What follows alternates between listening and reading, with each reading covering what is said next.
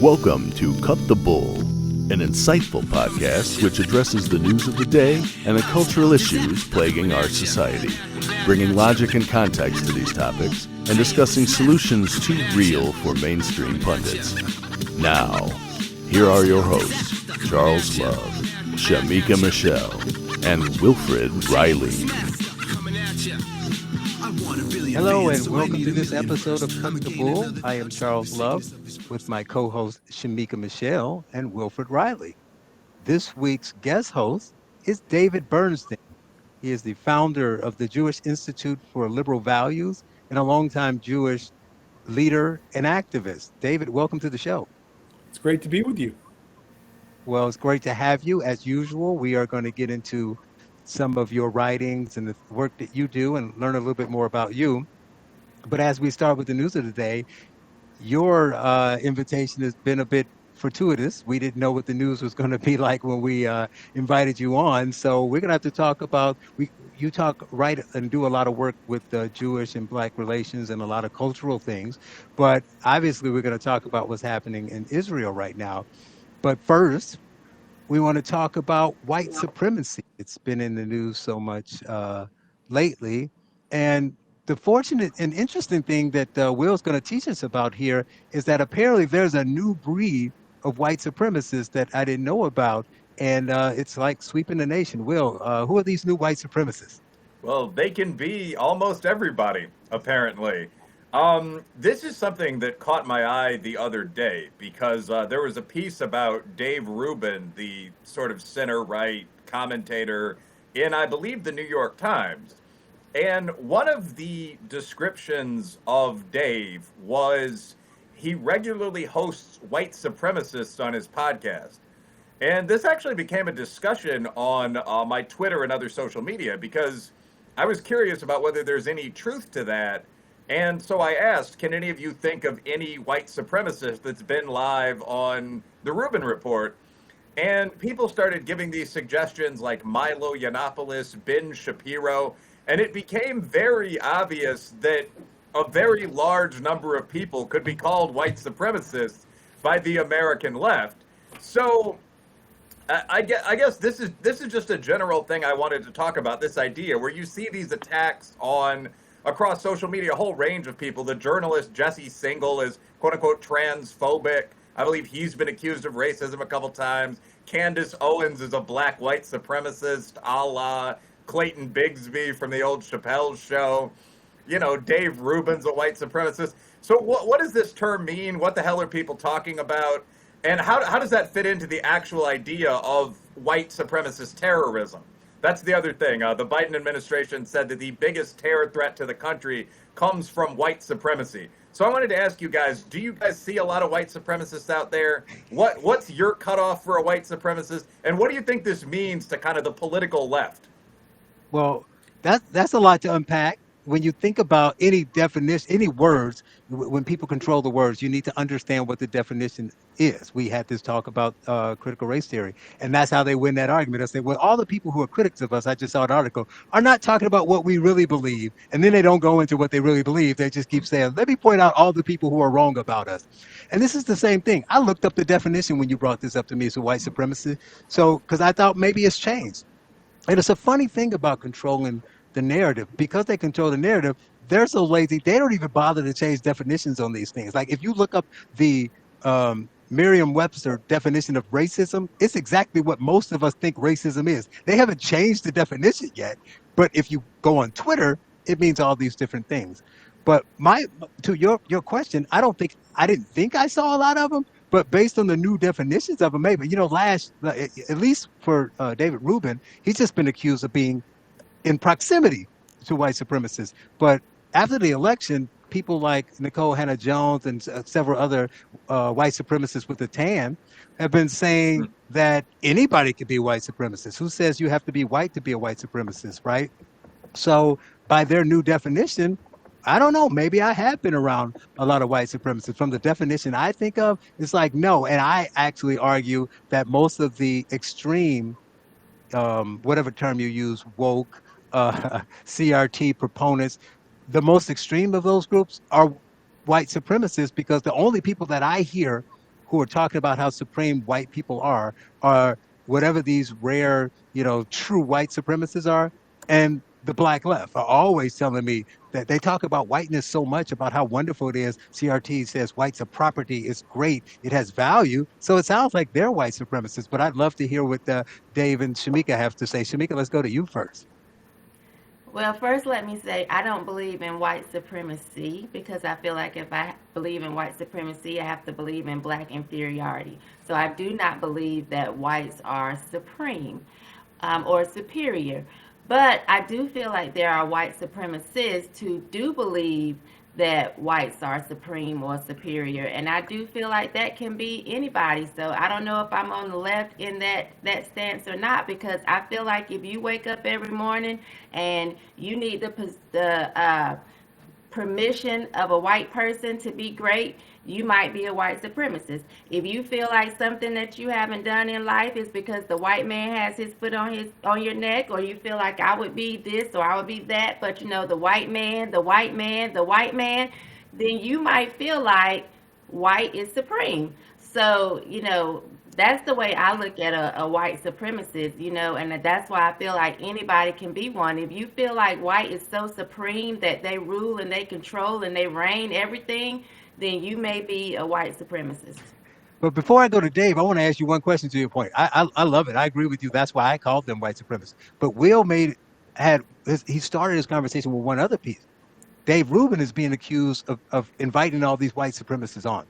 So of the names that you've heard, of other people you've known that's been associated with him, do you think that they are commonly saying the type of things that you're talking about that would put them in this area of being a white supremacist? Your Ben Shapiro's and those and the like. Is I don't Candace really, Owens a white supremacist? Right. yeah, I do feel like sometimes Candace comes across as a white supremacist. What about Ben Shapiro? I don't really follow Ben a lot, so I don't know a lot of what he says. Sometimes I agree with him, and sometimes I don't. But I don't follow him a lot, so I don't know. Right. So because you could disagree with them, but the real question is, are they saying the types of things you're saying? And I haven't really heard many of them say it. The Candace thing is going to be interesting, but let's let Dave get in. Dave? Yeah, so for me, a long time, a white supremacist was somebody with a white hood parading around with a tiki torch. And all of a sudden, I started to hear the word used in an entirely different way, and it was referring to the supposed invisible systems of racism and white supremacy that pervade American society, and that white supremacy was really everywhere and built into our system. And at first, I think there were a lot of people uncomfortable with this definition if you hadn't heard it before, but it's been repeated so often that I'm feeling a lot of mainstream folks, mainstream liberals are starting to buy into this idea that America is a white supremacist state. And I think it's a very, very dangerous notion. It's really an assault on the basic narrative of America, that America, imperfect as it is a work in progress as it is somehow almost unique in its diabolical supremacy. And I think that's extremely dangerous, and it's something that we have to fight against. And it's also illogical, and I think it's really important to point that out. I mean, America brings in immigrants from all over the world, almost all of whom are black and brown.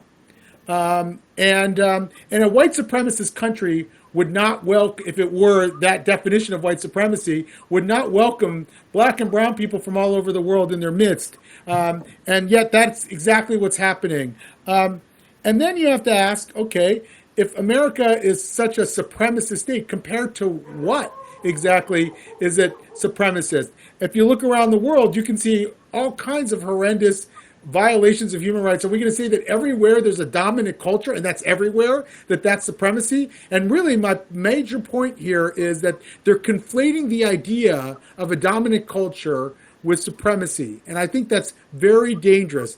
There's a dominant culture in every single institution we work in, every single community we live in. And some of those dominant cultures are quite exclusionary, and that's problematic maybe, and some are quite inclusive. And I think America, as far as dominant cultures go, is a quite inclusive dominant culture. I mean, it's a place that people can come from all over the world and actually do well here. And and if you were to go to a place, let's say you were to go to Ghana or you were to go to Mexico, there are dominant cultures there as well. Are we going to say that there's Latino supremacy in Mexico just because if I came there, I wouldn't immediately be able to sort of navigate the hierarchy? I don't think we would say that, and so that's why I think it's an extremely problematic term, and it's fundamentally derogatory toward America, and we should try to reclaim that word as one that's referring to people with white hoods and tiki torches. Will? Yeah, I think one important point that was just made there, let me pull this up, is the association of whiteness with virtually everything you think of when you think about America. Not just whiteness, but in many cases, white supremacy. So the Smithsonian Museum, the National African American Museum, recently got in trouble for this chart that they passed out to their employees that was headlined Aspects and Assumptions of White Culture.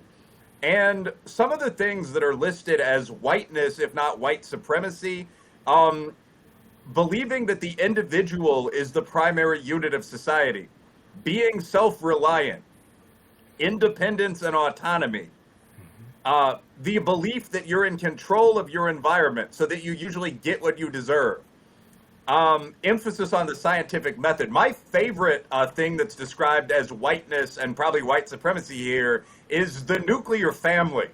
Father, mother, 2.3 children is the ideal social unit. The husband is a breadwinner, often the head of household.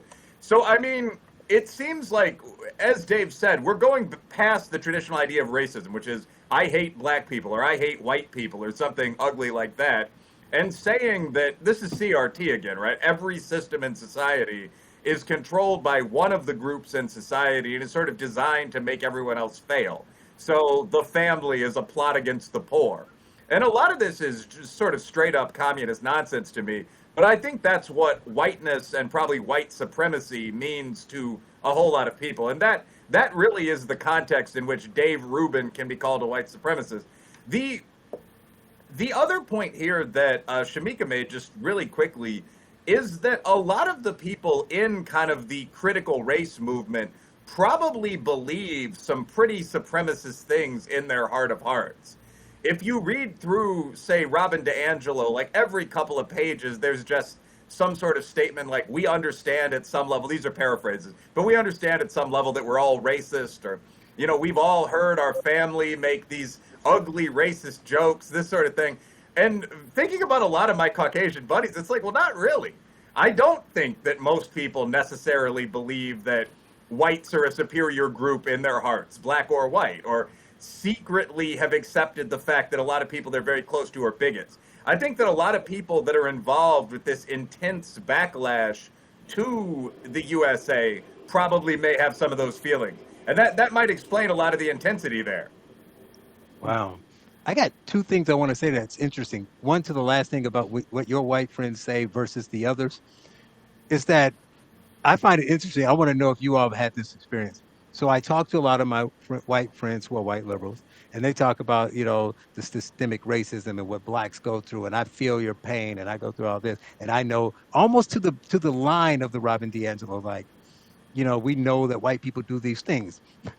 And I would say, oh, really? So who in your circle and your friends and your family or whatever did this when you were growing up? It's like the inverse of what I say to the black people who are middle class and successful, but they say racism is everywhere. And I say, when the last time you experienced, and they can't think of a time. So it's the inverse. I say to them, okay, if that's the case, if it's so prominent everywhere you go in your everyday life, and you tend to be in a circle that's majority white, why don't you run down a list of all the racist people in your friends and family? Well, my dad's not racist. My parents weren't, and my uncle wasn't, and my brother, not my family. No, not my friends. What about your college friends? No, not my friends from college. So every white is racist except for the people that you know, that you've somehow looked up and walked through life meeting only the benevolent whites, and all the rest of the whites are racist. That's the one point. But the other thing is, we can go back and forth about the white supremacy, but it's interesting. The definitions talk about it's a belief. So if you believe, Shemeka said, there's black people out there who believe. So if you believe that white is X, Y, Z, I buy that. My problem is we are hanging the label on people who have never said anything that would indicate they believe that. So what makes you say that? Right today, it's like a grenade. You can just throw white supremacists at somebody. Well, that guy's a white supremacist because he voted for Trump or because he lives in this neighborhood. But he's never said the words, I feel that black people are inferior, or anything that implies it. You just said, I don't like him. Therefore, here you go. You are now a white supremacist with a magic wand, and everybody's okay with it. And then they pile on, and now there's 4,000 retweets of the tweet calling that person a white supremacist. Right. But it's not just being called the white supremacist. They will oftentimes accuse you of being complicit in white supremacy. And I have to tell you, even in Jewish circles, I've been told that unless you're actively fighting racism, that you're complicit in white supremacy, and that actually makes groups like the Jewish community quite vulnerable, because if you're complicit in white supremacy and that's how you've gotten ahead, once they actually start applying that new equity definition, then you're fair game. There was a case at Colorado College that was written about this past week, where this woman who runs the chaplaincy service at Colorado, runs the Catholic chaplaincy service at Colorado State, Colorado College. I'm sorry. She was talking about how that Jewish students and Catholic students both had, therefore had more participation in their services. And when Buddhist services and Hindu services and Muslim services weren't as well attended, because they had an advantage because they were complicit in white supremacy by having more advantages than everybody else, they decided to shut down the chaplaincy and spiritual life altogether, because they couldn't allow two communities that might have had more outside funding to have better services than everybody else. To me, that's absolutely insane, and that's a real danger for groups. And they're going to be very vulnerable over time if people start imposing this sort of Kendi definition of equity based on this idea of white supremacy. Because it's not just that certain people have been held down by white supremacy, but certain people have gotten ahead by white supremacy. And you can talk about Asian Americans, and you can talk about Jews and others that they're going to start targeting because of that. And that's scary to me. Will? Yeah, that's exactly right. Like, this is actually something. If you look at this recent wave of violence against Asians and also Jews, by the way, it's hard to imagine that this isn't tied into this to some extent. Like, if you've been taught that all disparities equal discrimination, that the reason some people are successful is specifically that other people are failing. That's the great lie of everything on kind of that socialist side of the box, by the way. That the reason rich people are rich, not just sometimes, but all the time, is that they're screwing over the poor people that actually invented things. But if you really believe this, then the logical conclusion is that those groups that are doing the best are the most oppressive, the ones that have learned the most about this system of white supremacy, even if they're not white. And in the USA, that actually isn't Anglo-Caucasians who I live amongst down here in Kentucky. That's Jewish Americans, Asians, Nigerians, that kind of thing. So you're about to see a really intense backlash toward those groups. That's what all this stuff, model minority, white adjacent, means. Mm-hmm. And of course, it's completely nonsensical. I mean, Jews and Asians take almost as much racist abuse as blacks do. They're just doing pretty well in the classroom. But I mean, if you can present them as somehow the people that have learned, or the next level's even going to be that have written the rules of white supremacy, then it's easy to target them. They're not white, but we know how they got ahead. And that's some pretty ugly stuff historically. Right. Shemeka, last word. Well, I mean, I don't really have, I don't think, a last word. I'm just, I'm not uptight, right? So we talk about, fighting racism when you see, hear someone tell a joke, that could be racist. Those, sometimes they're funny, sometimes they're funny to me. So am I supposed to not laugh because, it may be offensive to someone else, even if they're my color? I can remember, I like people who relax around me. I remember being in the workforce, and one of my coworkers asked me what I did over the weekend, and I said, well, me and my kids had a picnic. And, he goes, well, did you have chicken and watermelon? I didn't take it. I wasn't offended. I knew that he was saying that because it was supposed to be, a black thing or whatever. And I laughed, and I came back at him with something that was stereotypical for white people, and and we got along fine. I don't like people that are around me and they have to do the woe is me. You know, the oh, I feel so bad for you. Just know I think you can make it. I just think, black. I hate that. I can't stand that. So, I want us to stop being so uptight. I don't like that everything is racist now. We can't even laugh anymore. Comedians are Yeah, not even comedy's dead. allowed to be comedians or to be funny. So, what's going on now to me is silly, and I really wish we could move past it. Yeah, I'm sure, unfortunately, we'll be talking about this in various ways over the next few months because it's not going away. Every Right, it's time, getting worse. and every time critics come up with we think we have a good angle to point out clearly and calmly why this doesn't make sense. They'll say, aha, got another one up my sleeve, and they'll come up with a new term or a way to attack a different group. And I mean, it's going to get worse before it gets better. I keep saying that, but unfortunately, I believe that. I want to shift now to what's going on uh, in the world and specifically in Israel. And we, it's going to tie into what I brought Dave on to talk about anyway, and talk about the reactions of and how people are so quick. Obviously, they do it with everything with social media. How something happens and it's quick to, you know, do their attacks on the internet and place blame and point fingers. But I think first we need to do a brief because we can go back, millennia or centuries or decades, but a brief kind of history of the relationship, why it's so tense, and then the catalyst for what's happened in the last week or so. Dave, can you talk about that? Sure. So I should just say that I've spent a lot of my life in Israel, probably 3 years altogether. I speak Hebrew, studied at Hebrew University for a period of time. Most of my family lives in Israel. My mom is from Baghdad, Iraq. She's an Iraqi Jew, and I grew up speaking Arabic in the home as well. So this is a culture that I feel very secure in, and have spent a lot of time thinking and talking about the Arab-Israel conflict. So I could give you sort of a very fast interpretation of the conflict, and it's obviously through my lens as a Jew who cares deeply about Israel, but also who wants to see peace between Israelis and Palestinians.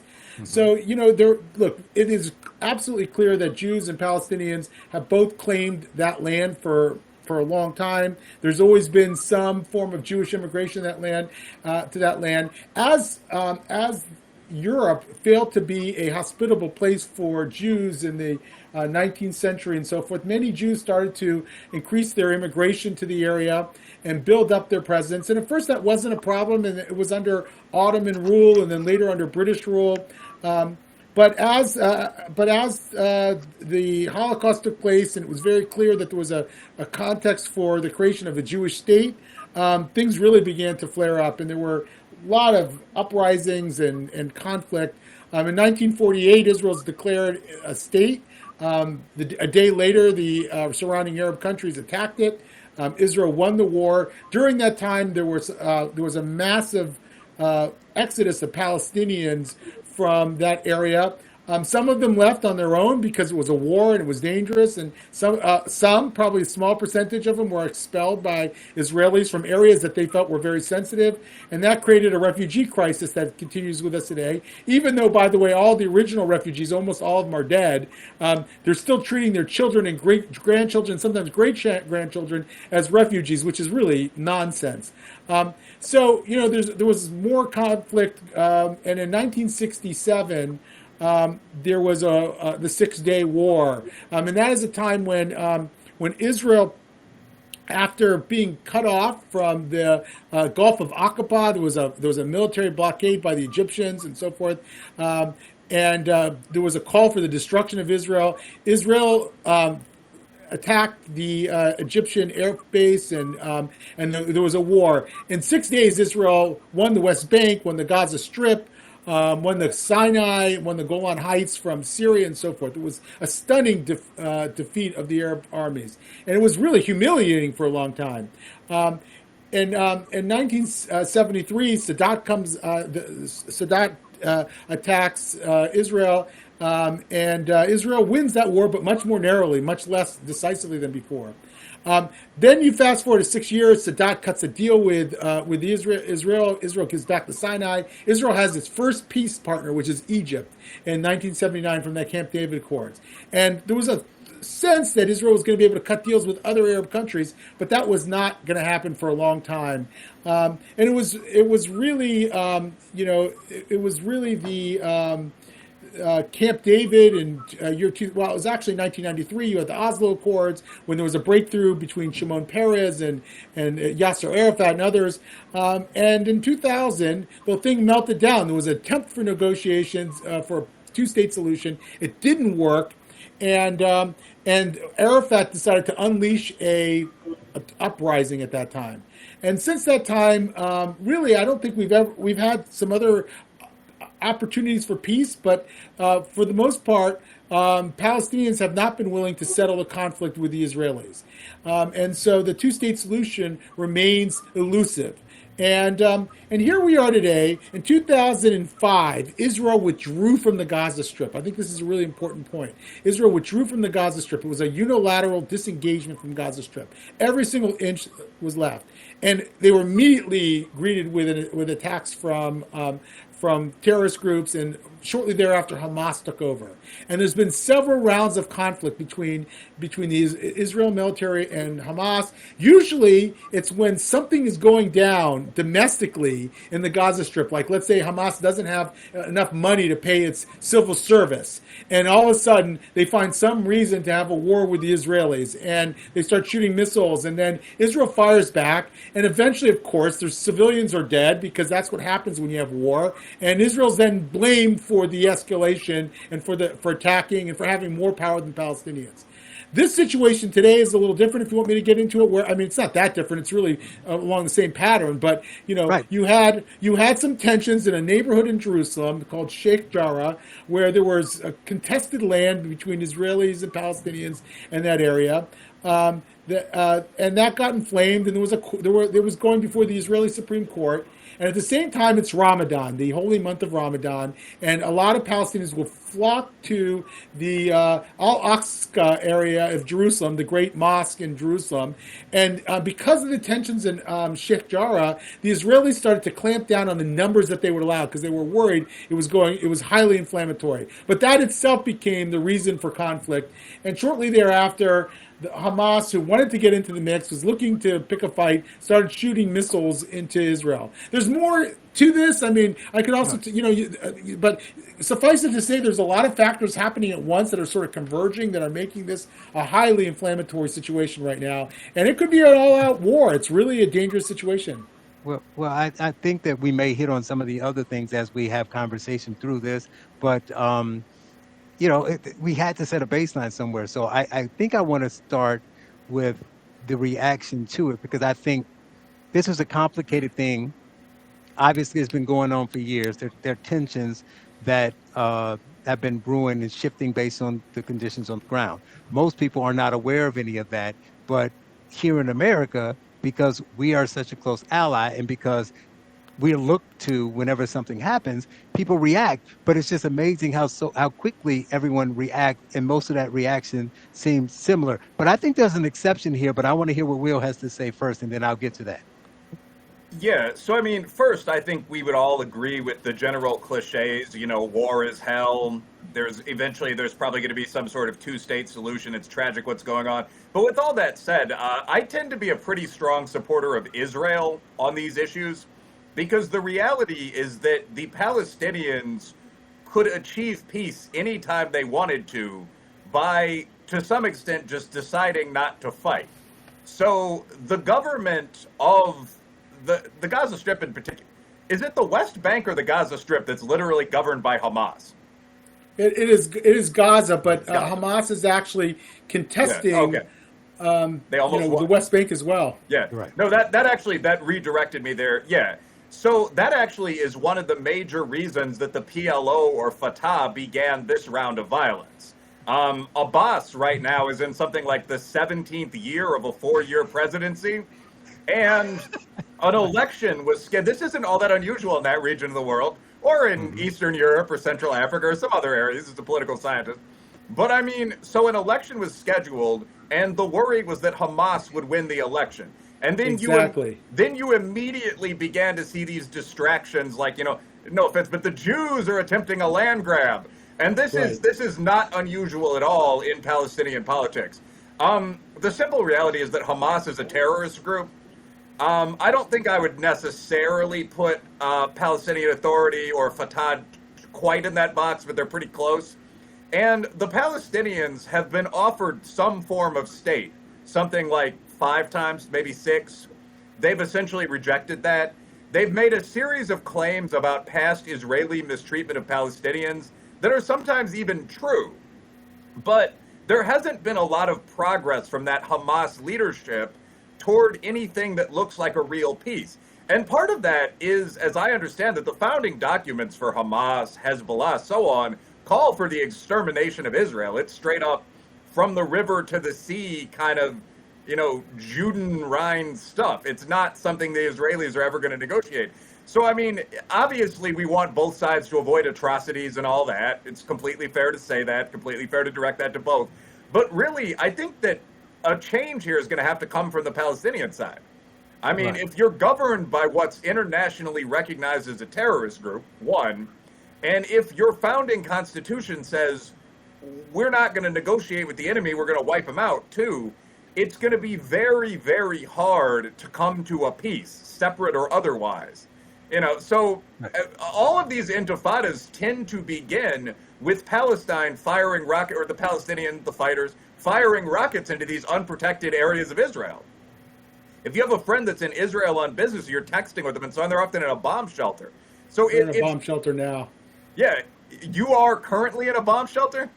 No, they're all in bomb shelters. All my friends and family, they're texting me all the time. They're every few minutes their sirens are going off, and it's very. I mean, it can be. It's you're taking your little kids into this basement at 2:00 in the morning, and then you hear the explosion. I mean, it is a terrifying set. People say, "Oh, no one was killed." You imagine living like that for a while. You don't think you're going to demand that your military take action against the people who are shooting rockets? And if those people are shooting rockets from a hospital parking lot or from a school playground, and because they know that they're putting you in an untenable situation, eventually your own people are going to say, "Stop that rocket fire now. I don't care what it costs. You must stop that rocket fire." Right. And that's what you're going to do. You're going to have to, and you know that that's going to cause casualties. And that's the dynamic we've seen in every single one of these conflagrations between the Israelis and Hamas in Gaza. Well, Will brought up a good point at the end where he talked about their leadership, where he talked about the Palestinian state versus, whether it's Hamas or whatever. But that's the key thing. Most people don't talk, because you talk about the refugee angle. Most people talk like Israel is the colonialist of the American history vein, British colonialism. They're colonialists. The Palestinians are refugees. It's black and white, and that's the scenario. So in their mind, Will, there are no leaders of Palestine. They don't know Hamas. They don't know. In addition to Hamas being a terrorist organization, they still control part of the land, right? They were having elections, and those elections weren't an Israeli, Arab, kind of coalition parliamentary election, right? It was a Palestinian election. So it's not like they don't have people who are controlling that area and who are their leaders, so to speak. But in the way it's being described, it's just that whole area is just refugees of people who are nomads with no leadership. And that's the issue. It's because they're being oppressed by Israel. So no one, like you went back. I mean, not to keep going back into the history of it though, but the Arafat was interesting because we had this stuff going back and forth for years. They had what they thought was peace in '93. You talk about he was the catalyst for 2000. Didn't we give him a Nobel Peace Prize? It's almost like they said, look, it's like they said, if you promise to stop killing people, we'll give you an award. It's like, but we think that this is just a simple matter of. But the last thing I want to say, I want to go to Shemeka. But Will, you're saying you think the only solution is the two-state solution? Well, yeah, but I don't know how we get to a two-state solution when they might, they might say for a small period of time, all right, we agree on this, let's sign on the paper. But not only is the eventual desire the annihilation, but even if we took that out of the table and act like that wasn't the case, they also want that same part of land. We don't care if we get the larger part of land. If we don't get that part of the land, then there's no deal. So how can you split up the area when everybody's, non-negotiable piece is Jerusalem? Yeah, that's a really good question. I mean, so a lot of stuff, there are a lot of different things here. First, just one point that relates to what you just said. I do think a lot of Western liberals try to put kind of our lens of colonialism or whatnot on the Israeli-Palestinian situation. So the idea is kind of, well, the Israelis are white and white man bad. They're Westerners over there in the land of the Bible doing their bad Western things. They took over Palestine. That's not reality. There hasn't been, as far as I know, one of you guys might correct me, but there's never been a stable modern nation called Palestine. The Ottoman Empire, without getting, because I'm really prone to wonky lectures, the Ottoman Empire, long ago, controlled this region. Essentially, World War I, the Ottomans lost. Britain took over. The entire area we now call Palestine was an oppressed British protectorate called something like the Mandate of Transjordan. And after World War II, when it became really obvious the Jews were not all that comfortable in Europe at the time, Germany, Poland, that area was given to a primarily Jewish group of people for resettlement. So that's how Israel came to be there. The idea that, and that of course is also the historic Jewish land mentioned in the Bible and so on. But the idea that the Israelis themselves came and took it from the free country of Palestine, like we beat the Iroquois military muster in battle in the USA, that's not what happened. But how do you get to a two-state solution? The interesting thing is I think the Israelis, for all their flaws, would agree to one today. If you just took the land that is Gaza and the West Bank, and you negotiated maybe 10, 15 more percent of Jerusalem, and you said this is a Palestinian state, I think Israel would go for that. Yes, Palestinians would. Yes, that is exactly the problem. An analogous idea might be, would the problems of the hood go away if racism did? Like the whole left-wing idea is, of course they would, you Nazi bastard, so on down the line. But the reality is there are a lot of long-term cultural issues now in poor black and white areas that wouldn't go away at all if those groups stopped fighting each other. Where would the fathers come from? Is Little League coming back? That kind of thing. Right. Same thing with if the Gaza Strip and the West Bank, slowing down here, were one unified country, and you had a connecting strip, and you had 15% of the city, and you had everything that's been discussed, would that be a functional Singapore-style state tomorrow? I think Israel would agree to that, but I think we all at some point, at some level, know the answer would be no. There's massive work that would be required. The Palestinians would have to do a really, really big amount of good faith work making that into a modern country. And so far, Hamas in particular has shown no interest in doing that, in my opinion. No, it'll be North Korea, South Korea. They'll be the same people night and day, right? You look at it and say, wow, we split it evenly. We started from zero. Why are they like this? And they're like, it would be a total. But we've had too much Shemeka silence. But I want to say last thing to you, that they compare it to America. It's funny to me because they act like they're, like I never really, for the sake of America, is the way they go, but I never really consider Jewish people white. But the funny thing is that, but it's just the way American does it. They just say, fine, it's just easy. But we act like, not that there aren't some, you said the key word, you said resettlement. So the people were coming back. So that granted, you go long enough, you become German, you become Eastern European, whatever. But people were there. The diaspora, they had to leave. So it's not like they were originally white Europeans, right? So basically you have like David is, his mom is from Iraq. They're not, this family's not white. But so you can't just say, well, they're Jewish and they live in Israel, ergo they're white people, right? So if that's the case, according to American standards, the Palestinians are white too. Yeah, this is one of those tough things that, like, there obviously are regional categories, like Ashkenazi Jewish is an identifiable ethnic group. But our races, where we put together Ashkenazi, Sephardic Jews, Arabs, and like Norwegians, that's an 18th century relic. That doesn't make a lot of sense. That's one of the things the sociologists are kind of right about. Like, we could maybe put together new racial categories, but ours don't make a ton of sense.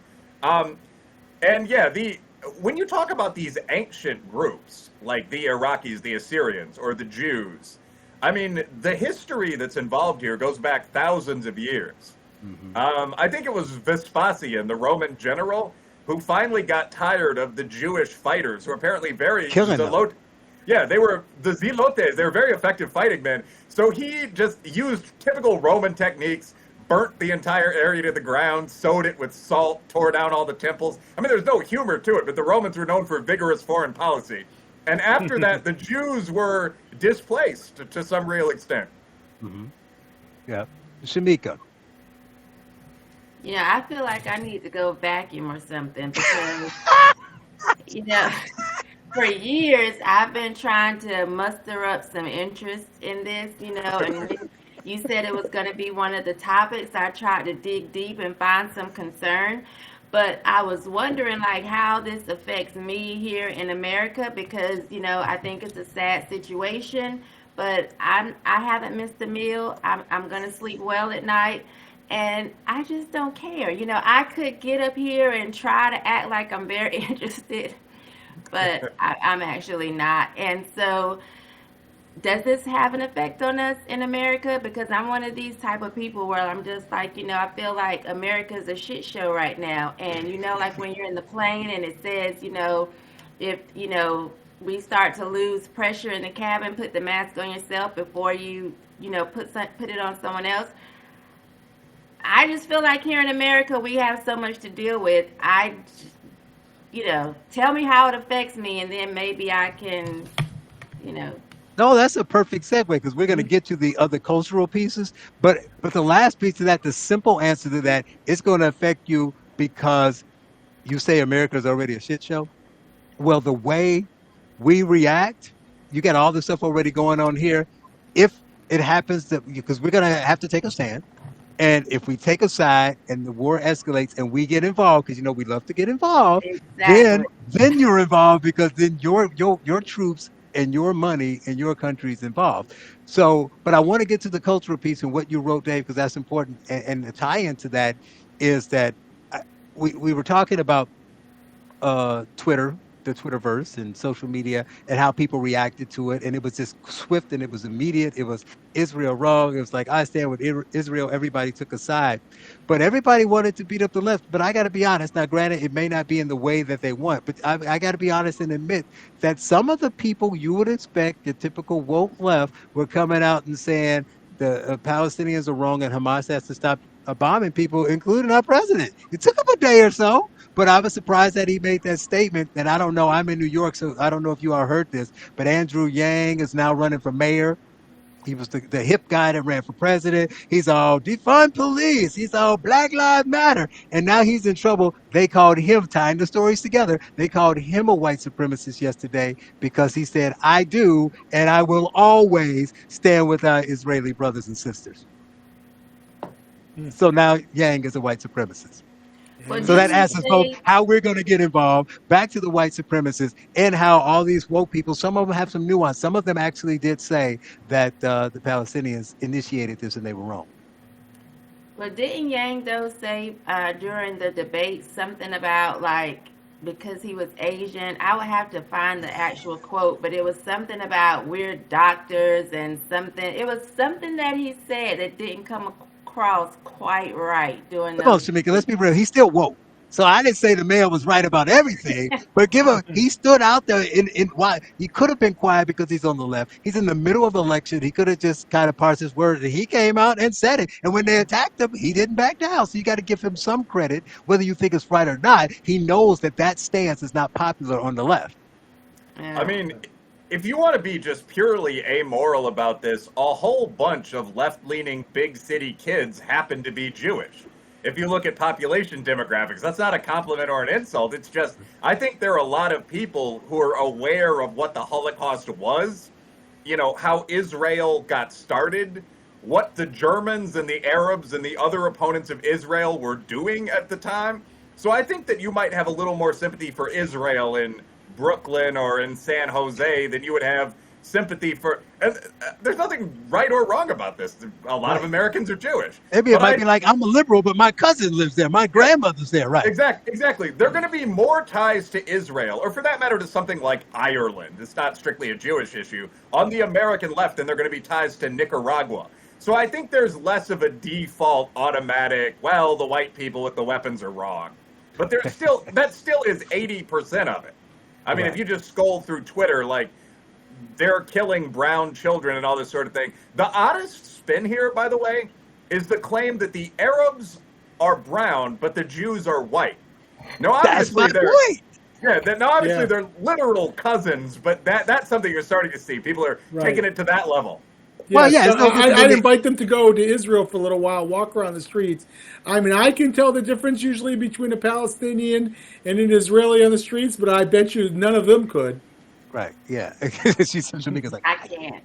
I've been trying to figure this out. You know, I hear people say, oh, he's Jewish. And I'm thinking, how do you know? Like, how can you tell? Some people can just look and tell, and I can't. I've been trying to figure that out. I have a friend who will send me pictures and say, is this some weird game you play? Yeah, because I'm like, how do you know that? Oh my God, that's hilarious. Oh, so we're going to spend dark-skinned, curly-haired white people from cities are often Jewish. Yep. Like, I mean, I can usually tell when someone's Jewish. You know, it's not a thing that I do as a hobby. Like, it's not a game like Shemeka. And, you know. Shemeka, you can throw me a lifeline next time someone asks you whether someone's Jewish. Just text me the picture and I'll text you back, and I'll let you know. Okay. You'll win the game next time. But I want to spend the last 15 minutes talking about Dave's, I won't say transition, because I would assume you still consider yourself a classical liberal, and the people have just gone out of their mind. But I reached out to you because there was a tweet about your article. We're going to talk about the article, but someone tweeted that, look at this liberal Jew saying that, was it CRT saying something was going to cause anti-Semitism? And you said, first of all, liberalism means this. And secondly, I didn't say it was going to cause anti-Semitism. I said it could cause anti-Semitism, to which I said, well, actually, you wouldn't be wrong in the first case, because it is causing, by the very fact that they're saying all whites are. And we just had a discussion how in America, we just decided Jews are white. So if all whites are, ergo, the Jews fit into it. They attack Jews. So they are kind of loosely anti-Semitic, but I get your point. But in this article, you write about, it's just hit me, and I got to throw two people a big kudos. So in my new book, I write about all this race crazy stuff, CRT, 1619. I spent a lot of time talking about the movement of Black Lives, because they're sinister and very few people know about it. I do interviews, nobody ever heard about it. And when I met Dave, I said the funny thing about it, I only know two other people who've ever mentioned it, and both of them are on this show today. Will wrote about it in his book, and you talked about it in this article. And you talked about how you were just trying to be a nice liberal, building on the relationship between blacks and Jews, and you got invited to an event and a strange thing happened. Can you talk about that? Yeah, so, we were very curious when Black Lives Matter came onto the scene, and we want to be friends with whoever's out there, right? Like, we're the Jewish community, we're a small minority. We have a historical consciousness around civil rights. We see ourselves as being part of that movement. So there's this new group, Black Lives Matter. We want to get to know these people. We also want to influence their thinking about us. Like, we don't want you to get the wrong idea about us. So we'd like to get to know you. So when I was invited to this meeting, I eagerly attended. It was right after this group that we had never heard of, called the Movement for Black Lives, had issued this statement. It was like a 100 and some page platform, and it had some of the ugliest insults of Israel. Like, it accused Israel of genocide, which is just outrageous. And, but that was okay. We were just going to meet these activists and get to know them. And that was really this is in 2016. That was really when I understood what was going on here. There was, there were a group of black leaders, some of them Jewish, by the way. These were Jews of color, who came up there and said, we have to take responsibility for our complicity in white supremacy, and understand how your whiteness has, and you're taking advantage of your whiteness, has given you advantage in society. It's time for you to let go of that privilege. And it was a total, again, I've heard a lot of that language before, but it was the first time it was sort of, we told to us that, like, you are responsible for this.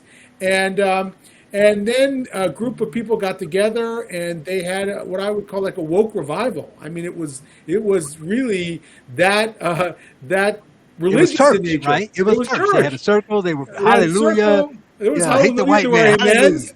Right. There were and amens. And again, like I love the black church. I mean, I think it's I feel the energy there. So I was initially confused because it had the same vernacular and the same energy there, but it was now having nothing to do with the gospels. It was all about being able to see white supremacy in our society, and so that they had used in some ways taken advantage of the Christian vernacular. And I thought maybe that would be a marginal phenomenon, but within a couple of years, it seemed that a lot of the people that I used to work with and know had bought in, and they were initially very reluctant. They were maybe a little skeptical, but before you know it, I felt like the religion had taken over my community as well.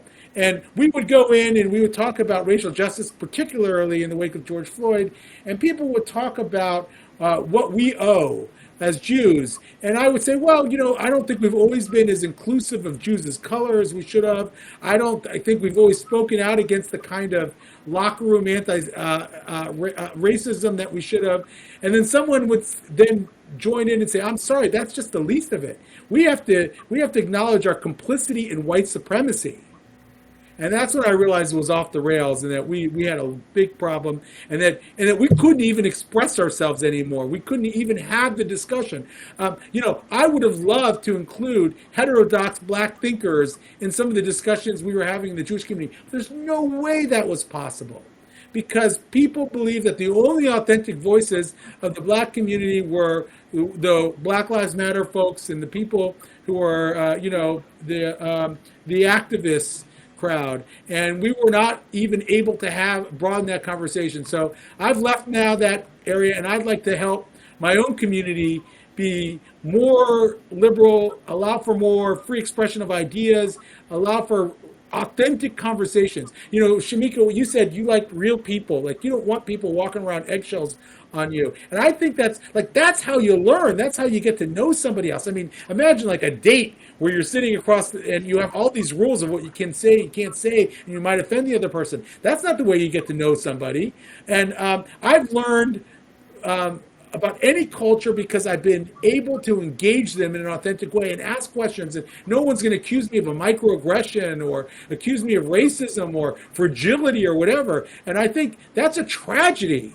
That if I can't get to know you because I'm worried that I'm going to say something wrong that's going to offend you, and then I'm not going to then be able to have the opportunity to learn your narrative and to understand what you've gone through and to integrate into the way I think. So that's the tragedy I feel like we're living through right now, and I hope we can overcome. Well, Shemeka's an authentic black voice. Shemeka, what do you think about the Church of Wokeness? Okay, that was my favorite part of the article anyway, about, the whole religious aspect. I see that all the time when you get a group of black people together. It's like, is this church? Is this politics? Like, I'm not, quite sure. But I do want to say that I realized in just, Charles coming to you just now, I'm a little bit traumatized, because when he said, let's talk about your transition, I froze and I looked at you and I was like, well, he looks like a man, Right. I meant from the left. I didn't, I had to keep listening, but I was like, gosh, I am traumatized. That's why you were looking around like that? No, I was born a man. I'm a natal male. Yeah, when I heard it, I was like, I heard and looked at you and I'm like, okay, I'm traumatized. Just the word transition to, I froze. Oh, But I agree with you. I thought that was a great article, and that part about the religion was the funniest part to me. It will. Yeah, I pretty much agree. I like the piece. I think that this idea of who the authentic black, or for that matter, Jewish voices are, is a Right. really fascinating idea. And I mean, to some extent, one of the greatest hustles of all time is that a very small number of people who have positions that aren't really shared by anybody. If you look at Patrice Colors, for example, there's nothing wrong with this at all, but is a lesbian, I believe, atheist, anti-family activist. So when Right. you look at positions among black women, I mean, that's extraordinarily far to the left of everything that most black women are advocating for. Some real issues kind of with the black man there. And this just goes on and on. Like Sean King, I don't know, but has been accused of being Caucasian. So it's a He's lot of not? these people. Well, She looked at you like, you should see how Well, Shemeka looked at you. the whole thing I with thought the his name was Malcolm X. Talcomax. What are the, there's a whole Twitter list of like joking nicknames like Martin Luther Thurgood- King. Yeah, Martin Luther King, Thurgood Marshmallow. But so on. But anyway, the point is that like a lot of these people, so sure, like the black community generally votes 80+% for Democratic candidates. But that's among the half of black Americans that vote. And then again, you've got that huge block, well over 10%, that don't. So to take the black community and to kind of take that set of opinions and condense it to the furthest left 1/3 of the Democratic Party is unrepresentative of almost all black people. So I mean, the experiences you're describing with Black Lives Matter and so on kind of ring a bell, because I mean, I think a lot of black people and a lot of just regular white or Latino people that live in cities and that are politically active have had very similar experiences. And I think that's kind of the new conversation that's starting up right now. When you look at what people sometimes call the intellectual dark web, or when people joke about being heterodox or refer to the media as Pravda, what they're saying very often is, I'm not a lunatic Republican or Democrat. I just want to honestly talk about some of these things, from crime to psych research that are now being, does biological sex exist, that are now being regulated by these idiotic taboos. So it's good to hear that from a different perspective, basically. Yeah, and I always tell people, like, I'm in some ways more left wing than I support universal health care. I think the criminal justice reform needs a lot of reform. I mean, criminal justice system needs a lot of reform. I think that policing probably needs a paradigm shift. I'm not going to use the term defunding the police, which is a abhorrent idea, or abolishing the police, God forbid. I think the drug laws probably need to be changed. I mean, there's a lot in society that I think could be changed. Yet I want to be able to talk about those things. I want to be able to actually solve problems. And if we're told that only one set of explanations are permissible in the public discussion, then how are we going to ever solve problems? This whole idea, going back to white supremacy, and this is what really irks me about it, why I think it's so dangerous. If everything is white supremacy, how do you actually talk about how to solve any problem? I mean, if you say the police force is white supremacist, well, maybe then you're ignoring the solutions that will actually change policing in a way that will be better for everybody, including black people. And so I feel like we've actually made it impossible for ourselves to solve problems. We've made the social progress that people say that they're after impossible to attain, because you're trying to cut out swaths of people from the conversation. You're saying that only people with the lived experience or have the authority to actually participate in these conversations. I mean, it's madness, because it will prevent us from making any kind of progress on any of these issues that we face. And I think that's what's so sad, and why I had to leave the fold, why I have to now be part of the conversation from the outside and push inward in my own community and say, listen, you all, you're not doing anybody any favors by embracing this ideology. Let's talk about it. Let's open up the conversation. Let's talk about what is racism, what isn't racism. But let's not pretend that you have all the answers, because you don't. Right. And in other words, Shemeka, is why he had to transition. That's why I had to transition. Yes. Thank you. And so finally, I mean, we could go on that topic forever, but I want to end on a great note, a positive note. We talked about so much negative, white supremacists, the conflict in Israel. We got good news, Will. We just found out the vaccines work, right? Yeah. Just now. Just today, we found out that we weren't just giving people vaccines for no reason. You can actually leave the house and take your mask off now. They just sent it down from on high. How you feeling?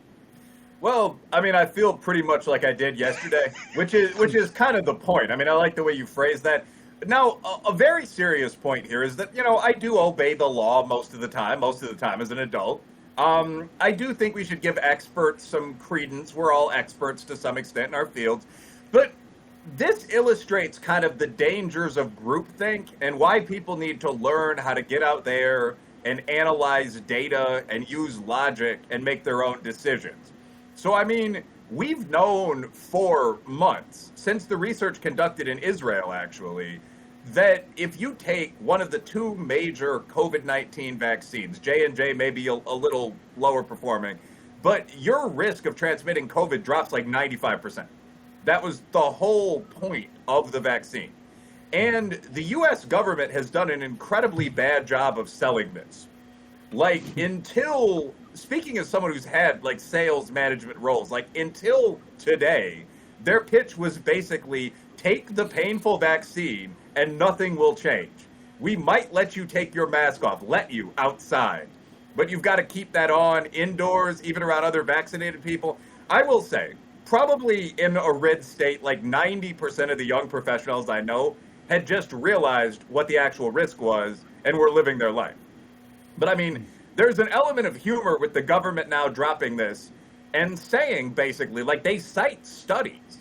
They're saying that the studies that came out months ago that said the vaccine makes you safe were right.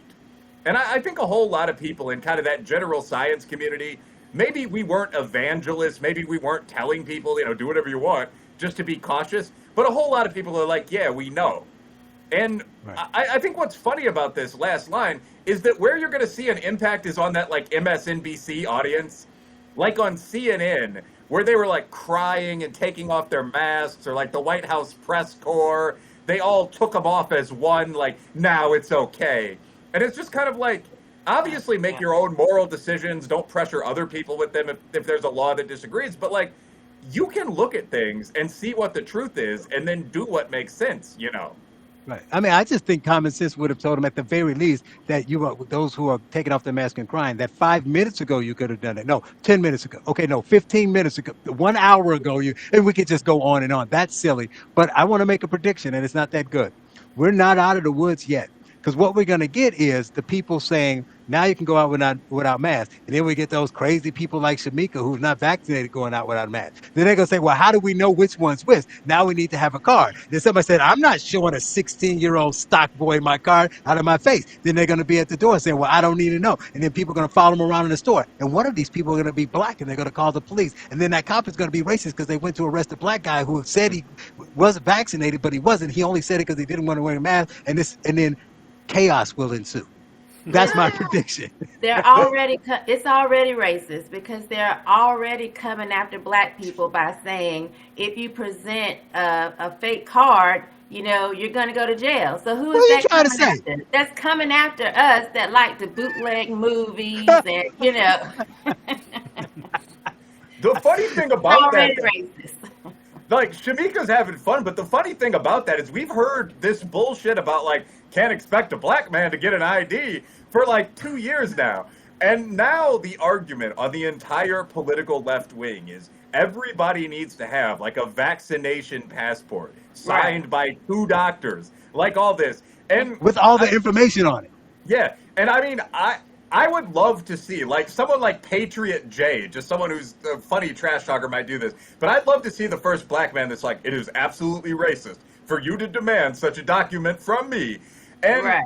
I'm not to get no ID. That's what he should say. How the hell am I supposed to get an ID? All that reading and shit. I mean, like, but so the question is, like, will it be allowed? Like, people talk a lot about white privilege, but like the reverse also sometimes exists. Like, if someone's standing in a store and is like, as a black person, like, are they going to say, okay, we want an ID from everyone? Or are they going to freak out?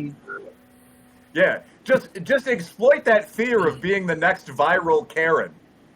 Right. Well, that's a great way to end since Shemeka disappeared on me again. And Dave, it's been great having you. I hope you enjoyed Great it. to be here. Yeah, it's really nice to talk to you both. All Yeah, three of we you. can find you on Twitter Much with David respect. L. Bernstein, right?